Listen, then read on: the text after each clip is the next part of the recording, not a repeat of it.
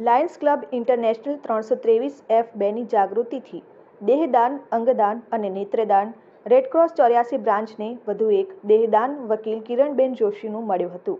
Lions club international 323-2 દ્વારા ભરૂચથી ભિલાડ અને સુરતથી સોનગઢ વિસ્તારમાં લોકોને અંગદાન અંગેની માહિતી આપવામાં આવે છે. ત્યારે 25/8 થી 8/9 સુધી 100 જેટલી ક્લબ દ્વારા સતત 23 વર્ષથી આ જાગૃતિના કાર્યક્રમનું આયોજન રેલી, પ્રભાત ફેરી, પોસ્ટર સ્પર્ધા, વક્તૃત્વ સ્પર્ધાનું આયોજન કરવામાં આવે છે, જેનાથી પ્રેરાઈને લાખોની સંખ્યામાં લોકો મૃત્યુ બાદ અંગદાન માટેના સંકલ્પ લેતા હોય છે. ત્યારે લાયન્સ ક્લબ ઓફ ઉમરા અને ઈસ્ટના માધ્યમથી જોશી પરિવારના વકીલ કિરણબેન, જેઓ કોટયાટનગર નવયુગ કોલેજ સામે રાંદેર રોડ, સુરત રહે છે, જેઓનું અવસાન થતાં પહેલેથી જ કિરણબેન દેહદાન માટે ઈચ્છા વ્યક્ત કરી હતી. જે મુજબ પુત્ર સિદ્ધાર્થભાઈ જોશી દ્વારા લાયન આશિષ ગાંધીનો સંપર્ક કરી લોકદ્રષ્ટિ આઈ બેંક અને રેડક્રોસના ચેરમેન ડોક્ટર પ્રફુલ્લ સિરોયાનો સંપર્ક કરી માતાના દેહદાન અને ચક્ષુદાન માટેની વાત કરી. ત્યારે ડોક્ટર પ્રફુલ્લ સિરોયાએ જણાવ્યું હતું કે 45 વર્ષથી વકીલાતની પ્રેક્ટિસ કરતા જેમને LLB મુંબઈથી પાસ કરીને સુપ્રીમ કોર્ટ દ્વારા તેમને મેડિકલ કોર્ટે જ નિમણૂક કરી છે.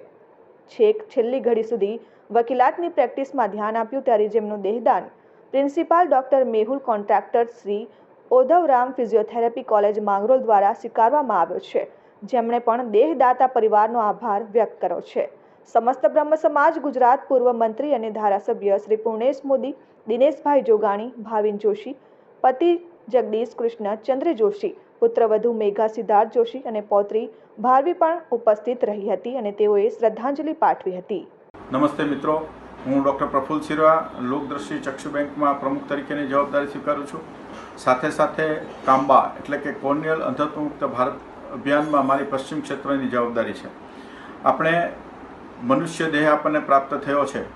આપણે ઘણી વખત નહીં સમજને કારણે આપણા મૃત્યુ બાદ કે આપણા સ્નેહીના મૃત્યુ બાદ એમાં રહેલા બે અનમોલ રત્ન એટલે કે આંખને આપણે પંચમહાભૂતમાં વિલીનીકરણ કરીએ છીએ.